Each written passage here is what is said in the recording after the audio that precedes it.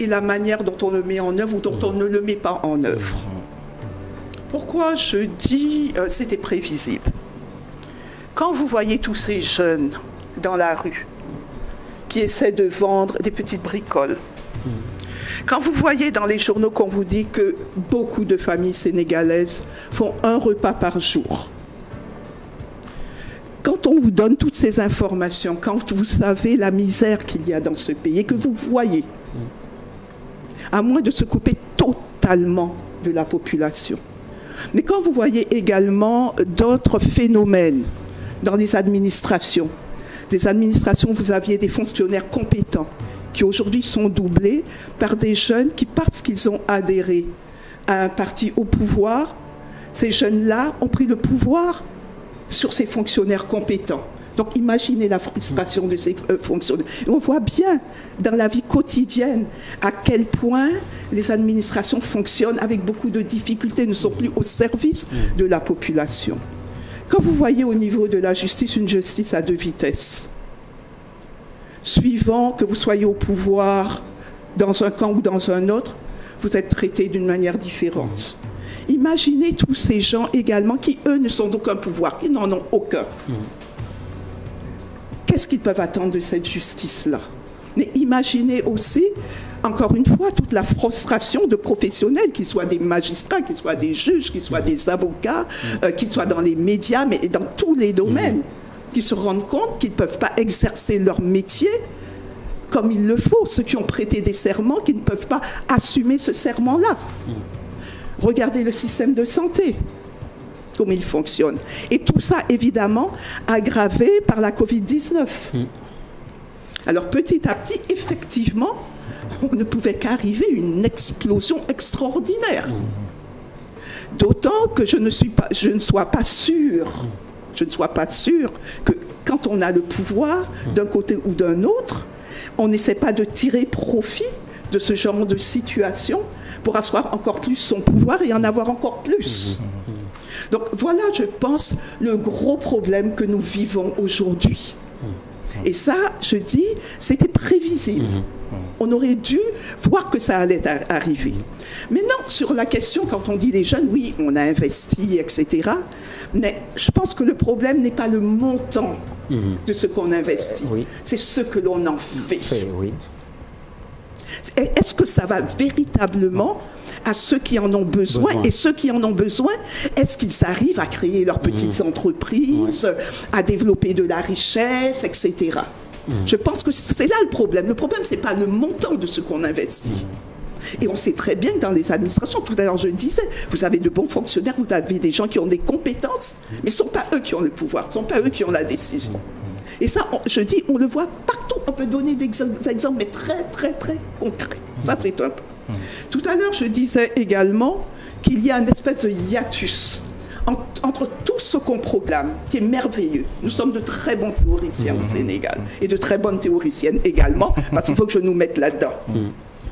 Mais qu'est-ce qu'on fait de ces théories et de ces conceptions qui sont très justes? Quand on parle, tout à l'heure, on me disait, bon, je travaille sur les questions de sécurité.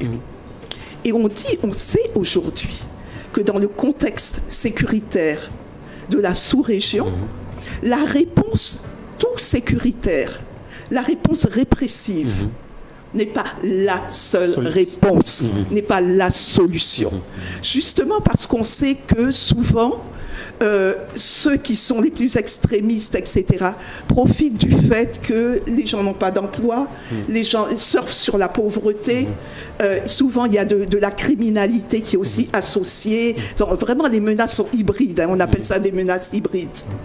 Et on dit qu'il faut associer les populations à leur propre sécurité.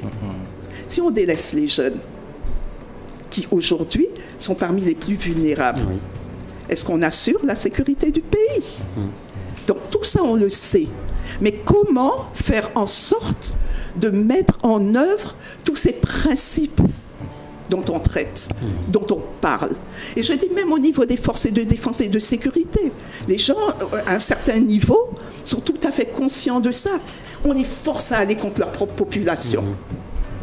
Mais c'est pour ça que je dis, mais tout le monde est blessé par cette situation-là. Alors, vous avez écouté le président. Est-ce que pour vous, il a fait assez de concessions, si je vous comprends, socio-économiques?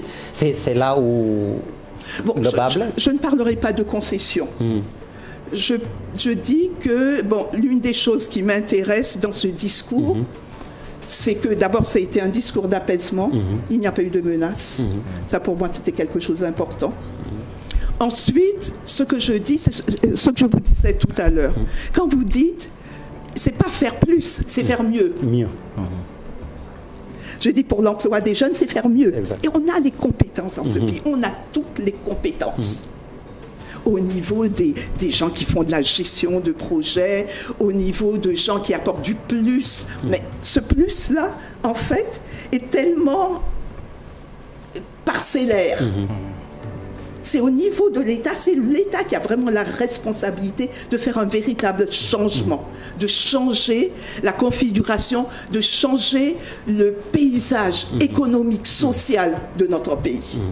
Donc je pense, oui, on peut bâtir sur ce qu'il a dit, mais il y aura des choix douloureux, il y aura des décisions difficiles, qu'il avait promis de prendre quand il est arrivé. Enfin. Et c'est maintenant qu'il va falloir les mettre en œuvre. Et qu'il nous montre que oui. Même s'il ne lui reste plus que 3 ans. C'est pas grave. C'est pas grave. Mais madame, on avait l'habitude de voir des manifestations au Sénégal, mais le fait nouveau, c'est des scènes de pillage qu'on n'avait pas l'habitude de voir. Est-ce que c'est circonstanciel, genre l'occasion fait le larron, ou bien nous avons vraiment des raisons d'avoir peur pour notre jeunesse? Moi, j'ai peur pour la jeunesse du Sénégal. Et c'est ça que je dis quand vous êtes dans un désespoir total, que vous n'avez pas d'alternative. Bon, maintenant, on ne peut pas dire non plus que des groupes de jeunes criminels, etc., ne soient pas infiltrés, qu'il n'y ait pas eu des infiltrations. Mais ceci dit, quand vous n'avez absolument aucune vision pour votre avenir, je dis, nous, quand on était jeunes, on avait le sentiment que tout nous était ouvert. C'est fini depuis plusieurs années. Moi qui ai été enseignante au CESTI, je peux vous dire que avant que je ne prenne la retraite, 5 ans avant que je ne prenne la retraite, je me suis rendu compte à quel point le discours des jeunes avait changé. Avant, on avait un discours critique, on raisonnait, tout d'un coup, les jeunes se sont refermés sur eux-mêmes, se sont refermés sur le phénomène religieux, etc. Parce qu'ils n'ont pas de vision pour l'avenir. Ils ne savent pas qu'est-ce qu'ils peuvent faire, qu'est-ce qu'ils peuvent devenir pour leur pays. Et en plus, ils ont des contre-modèles. C'est-à-dire qu'aujourd'hui, avant on disait on comptait par millions, après un certain moment on a compté par milliards, et c'est cette espèce de disparité totale qui est d'abord anti-éthique, anti-morale, et qu'ils voient. Ils se disent que je vais faire de la politique, je vais adhérer, et vous voyez, même au niveau des jeunes, je peux vous donner des exemples de jeunes que je connais, qui sont passés par tous les partis politiques, tous ceux qui étaient au pouvoir, et qui aujourd'hui se sont ralliés à l'APR. Et il y a même quelqu'un qui m'a dit, viens nous rejoindre, on aura des postes. C'est un changement radical dans la mentalité des gens. Avant, on voulait servir son pays. On était fiers de son pays. On était fiers du Sénégal. D'ailleurs, les autres Africains nous prenaient comme étant des gens arrogants, etc. Aujourd'hui, c'est fini. Quand je prends une position politique, c'est pour avoir un poste, c'est pour manger, c'est pour brouter.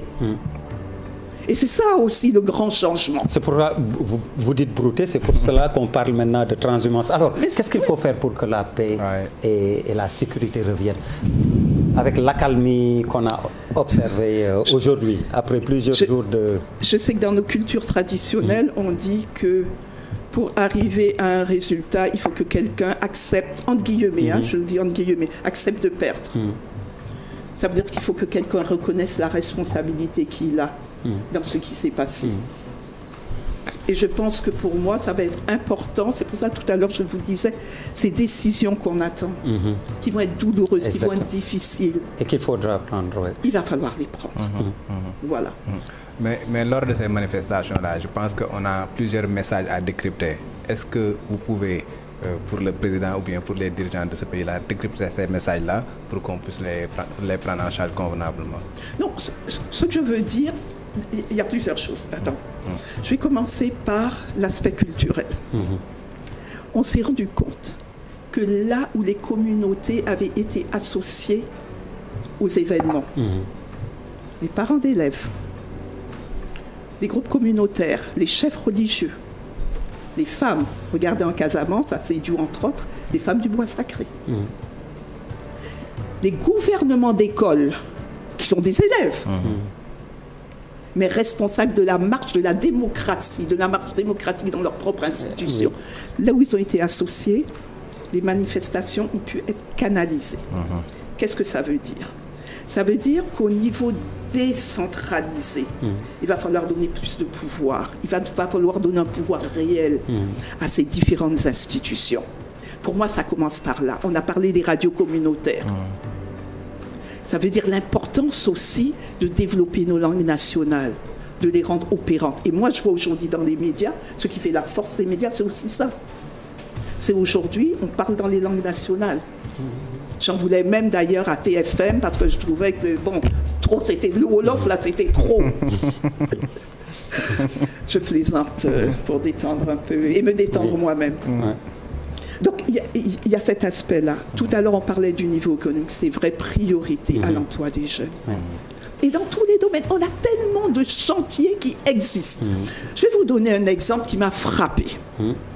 Lorsqu'il y a eu le confinement, lorsqu'on a vu apparaître la pandémie, l'une des choses qui a été faite, c'est de mettre les jeunes au travail pour l'assainissement de la ville. Ça m'a frappé. C'était extraordinaire. On a mis moins de vent, moins de poussière et on ne se rend pas compte du bénéfice pour la santé des populations. Tout ça dans tous les domaines. J'ai vu une expérience extraordinaire au niveau d'Agéroute qui voulait former des jeunes. Des jeunes qui n'ont pas été très loin à l'école. Et j'ai vu des professeurs, des gens connus sur le plan de la gestion des projets, développer un cursus en Wolof pour les former, pour qu'ils puissent gérer un certain nombre de domaines. Dans tous les domaines, nous avons besoin de ces jeunes-là, hommes et femmes. Et partout, il y a du travail, il y a des choses à faire, mais il faut qu'on ait de l'imagination. Et souvent, ça demande très peu de ressources. Il faut qu'il y ait un suivi. Il faut qu'il y ait une valorisation parce que, je dis aussi que l'une des choses là qui est dramatique, ce n'est pas simplement la question économique, c'est l'estime que les jeunes perdent. C'est le sentiment de ne pas être considérés. Voilà. Alors, vous êtes également spécialiste des médias. On va aborder ce sujet. 3 ans durant au CESTI, on nous rappelle que le journalisme, c'est de la responsabilité à côté de la liberté. Alors, quel rôle responsable pour la presse et les journalistes? D'abord, je vais vous dire quelque chose. Vous savez, je me suis mise... Vous en avez beaucoup parlé avec nous au CESTI. Vous savez, je me suis mise plutôt en retrait. Ces derniers temps, je ne veux pas apparaître. Mais une des raisons pour lesquelles j'ai choisi de venir parler, c'est pour vous dire mon respect. Je regardais continuellement la télévision, etc. J'écoutais la radio, etc. Et je vois mes anciens étudiants. Et pour moi, c'est ce qui a été le plus difficile à gérer. C'est le fait qu'ils aient été attaqués. Comme je disais tout à l'heure, c'est toujours le même problème. C'est le problème de la disparité, de la différence de traitement entre les uns et les autres. Maintenant, c'est aussi le problème de la perception que les gens ont de certains médias. Mais la disparité, pourquoi? Parce que nous, on parle d'éthique et de déontologie, on a le sentiment que certains sont sanctionnés immédiatement et que les autres passent entre les mailles du filet, sans problème. Et c'est ça aussi le problème. L'une des choses aussi que me disaient souvent mes anciens étudiants, c'est très bien, nous on a tout compris, on sait. Mais quand on arrive dans les médias, on a besoin de manger, etc. Et puis malheureusement, on se trouve dans des situations où on est quelque part un peu obligé de s'aligner, de se coucher, littéralement. Donc c'est ça aussi. Et je pense que c'est pour ça que tout ce qui est en train de se passer à l'heure actuelle au niveau des institutions qui s'intéressent, qui sont des institutions de médias, peut être intéressant. Je trouve que le regroupement de certaines institutions est fondamental pour moi, pour que nous puissions prendre des positions communes. Moi, j'appartiens aujourd'hui au CORED. Ce n'est pas dans ce cadre-là que je suis venue, mais je voudrais vous dire que l'une des choses qui pour nous va être fondamentale, c'est la visite virtuelle à toutes les rédactions, pour leur dire, on n'est pas là pour donner des avis, pour sanctionner, etc. On est d'abord là pour rappeler, pour faire des recommandations, pour avoir un rôle pédagogique, parce qu'il en va de notre profession. On travaille aussi sur la co-régulation. On travaille dans un certain nombre de domaines. Bon, je ne vais pas tous les énumérer. La tâche est immense. Souvent, je dis, avec mes deux bras, je dois arrêter la mer. Mais c'est vrai aussi qu'il y a un problème fondamental de formation auquel il va falloir répondre. Parce que souvent, vous vous rendez compte que les journalistes, ils ne savent pas. Les responsables de médias, ils ne savent pas. Il y en a qui sont persuadés qu'il y a des gens qui ne doivent pas donner la parole. Ils les attaquent, mais ils sont persuadés qu'ils ne doivent pas leur donner la parole. Et c'est là où vous voyez qu'il y a aussi une méconnaissance de ce qu'est notre profession, de ce qu'est notre éthique et notre déontologie. Donc c'est vraiment un travail de longue haleine, un travail quotidien la nuit. Mais ce travail, on va essayer de l'assurer du mieux qu'on pourra. Voilà. Madame, si on revient sur les événements qui se sont déroulés dernièrement, quelle lecture faites-vous de la couverture médiatique globalement et quelles recommandations vous pouvez faire pour des prochaines échéances quand même, qu'on puisse avoir une couverture idoine pour le bénéfice de la population sénégalaise? Bon, je pense que la couverture a été un peu inégale, suivant les médias dans lesquels on est, suivant les moyens aussi qu'on a. Mais personnellement, je trouve qu'il y a eu beaucoup d'informations. Je trouve que les journalistes ont pris beaucoup de risques. Et ça, c'est important. Là où je trouve qu'ils ont un peu péché, c'est quand on va dans des manifestations, apprendre comment on doit fonctionner dans une manifestation. Ça, c'est un point. Le deuxième point, je pense qu'il va être très important. C'est-à-dire, malheureusement, il n'y a pas de continuité dans ce qu'on fait. C'est chaque fois qu'il y aura des élections, qu'on fait des rencontres entre les forces de défense et de sécurité et les médias, qu'on distribue des gilets, des choses comme ça, et qu'on apprend. Mais les générations se succèdent. Ça veut dire qu'il faut maintenant que dans le cursus, que de manière permanente, ce dialogue entre les forces de défense et de sécurité et les médias puissent avoir lieu. Nous, on essaie de faire une formation au Centre des hautes études de défense et de sécurité sur les médias, les forces de défense et de sécurité. Et c'est extrêmement intéressant parce que chacun apprend l'un de l'autre. On sait comment fonctionnent les forces de défense et de sécurité, mais les forces de défense et de sécurité apprennent aussi des médias, comment les médias fonctionnent. On demande à personne d'adopter la position de l'autre. Nous avons tous nos missions, nous avons chacun notre mission, nous respectons nos missions, mais essayons de comprendre et de dialoguer. Et ça, je pense que c'est quelque chose d'important, parce que comme je dis, nous sommes là pour servir notre pays. Et souvent, les gens des forces de défense et de sécurité sont frustrés parce qu'ils disent « personne ne comprend que nous appartenons aussi au Sénégal ». On nous dit qu'on est contre notre peuple. Mais ce n'est pas ça le problème. Donc je pense qu'il y a ce travail également qui doit continuer, apprendre les uns des autres, et pour les journalistes, apprendre vraiment à se comporter d'une certaine façon quand il y a des questions de sécurité. Je vais vous raconter une anecdote.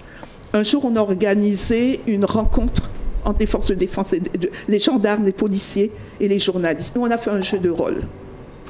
On a mis les journalistes à la place des gendarmes et des policiers. Est-ce que vous savez que les journalistes ont été plus répressifs que les policiers et les gendarmes? Parce que les policiers et les gendarmes les ont provoqués. Ils ont été plus durs, les journalistes. Pour dire que c'est pour ça que je dis qu'il faut qu'on apprenne les uns des autres. Moi, je pense également que dans les écoles de formation, que ce soit au niveau des gendarmes, que ce soit au niveau des policiers, il faut que les médias puissent intervenir pour faire comprendre qu'est-ce que c'est que ce travail-là. Donc voilà, il y a beaucoup de chantiers qu'il faudrait mettre en œuvre. Et également, au niveau également des services de communication, des services de relations publiques, de tous ces corps-là, aussi plus de formation, un suivi dans la formation, etc. Voilà. Plus d'accessibilité également. Alors, le 8 mars, enfin. Une journée éclipsée par ce qui s'est passé, par les événements malheureux d'hier, mais justement, le rôle des journalistes, des femmes, dans les médias. Elles sont formidables, mes consoeurs. Il y a eu un changement radical. Elles sont partout. Il y a quelque temps, on a organisé une rencontre, c'est organisé par l'UNESCO, sur la sécurité des femmes journalistes. Et le premier lieu où elles sont en danger, c'est leur rédaction. Et pourquoi? Pourquoi? Parce que de manière inconsciente, leurs collègues pensent qu'elles ne sont pas à leur place. Ou leurs collègues pensent qu'elles ne prennent pas leur place. Donc comme la nature a horreur du vide, elles se font manger. Mais je pense qu'il y a de plus en plus une compréhension qu'elles sont à leur place, elles sont là, elles apportent un regard différent, elles apportent de la diversité, elles apportent une analyse qui est différente et qui est beaucoup plus ancrée sur la société, sur la culture de cette société, etc. Et je crois qu'il y a de la place pour tout le monde. Et là aussi, c'est un travail qu'on est en train de faire. Maintenant, je dis aussi qu'il n'y aura pas de changement si les journalistes hommes ne comprennent pas qu'ils ont besoin de leurs consoeurs et qu'ils doivent travailler avec leurs consoeurs et ne pas les laisser de côté quand elles ne prennent pas suffisamment leur place. Ils doivent les encourager. Moi, je dis que nous sommes dans une société qui est une société globale.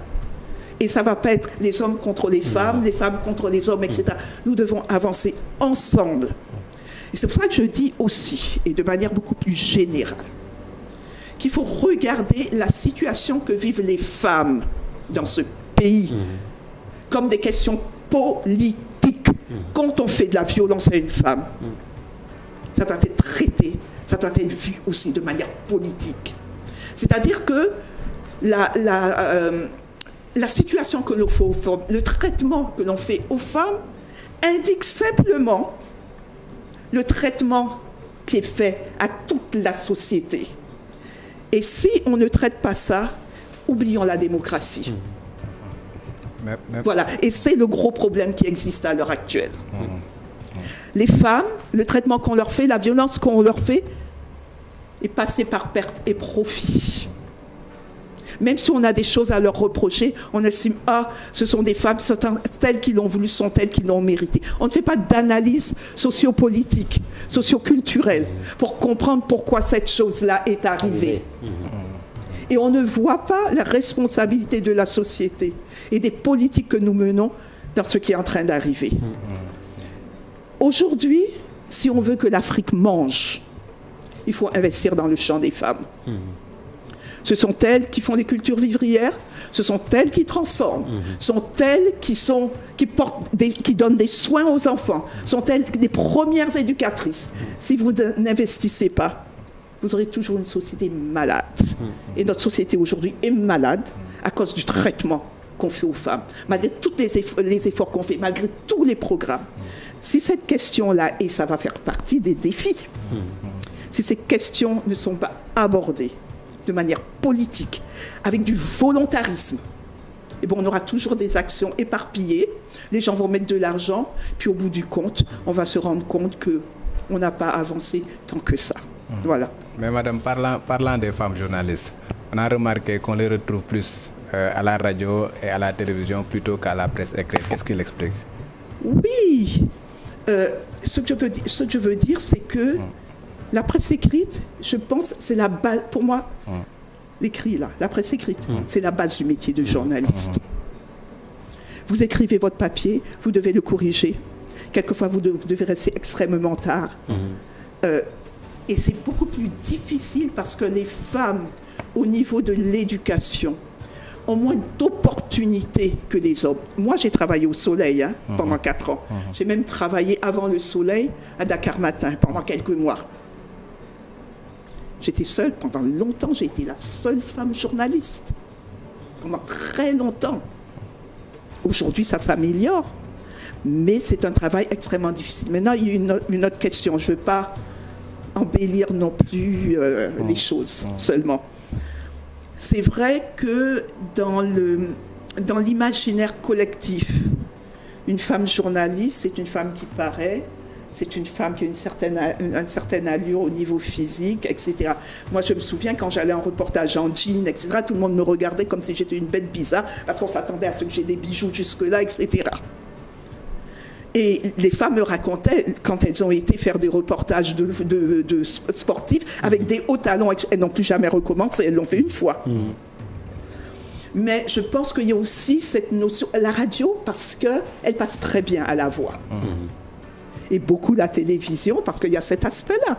Moi, j'ai fait des émissions avec des jeunes femmes, c'était très marrant. Elles sont là avec leur portable en train de se regarder, en train de jeter leurs cheveux par là, se maquiller, etc. Là aussi, c'est un travail d'éducation, c'est un travail de formation. Mais si vous parlez aussi avec elles, vous êtes très surpris par leur capacité d'analyse des choses. Voilà. Avant de nous quitter, l'avenir du journalisme, de la presse au Sénégal? Glorieuse et glorieux. Ça ira très bien. J'ai beaucoup d'espoir. Moi, ce que j'aurais souhaité, le rêve que j'ai, c'est que la presse... J'ai beaucoup travaillé, j'ai été à un moment responsable scientifique, la présidente du comité scientifique pour la communication gouvernementale.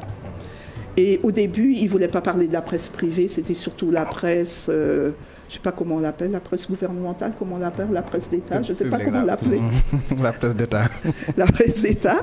Et on a convaincu qu'il fallait qu'on travaille avec tout le monde, et c'était vraiment très très bien. Et moi, mon rêve, le jour où on saura que le Sénégal a atteint un niveau exceptionnel en termes de démocratie, c'est le jour où les médias d'État deviendront des médias publics. Les médias d'État, les médias publics. Ça sera top. Belle conclusion. Voilà. Vous voulez rajouter quelque chose? Non, je ne sais pas si je verrai cette période-là, mais nous vous le souhaitons. Non, merci. En tout cas, merci beaucoup de m'avoir invité.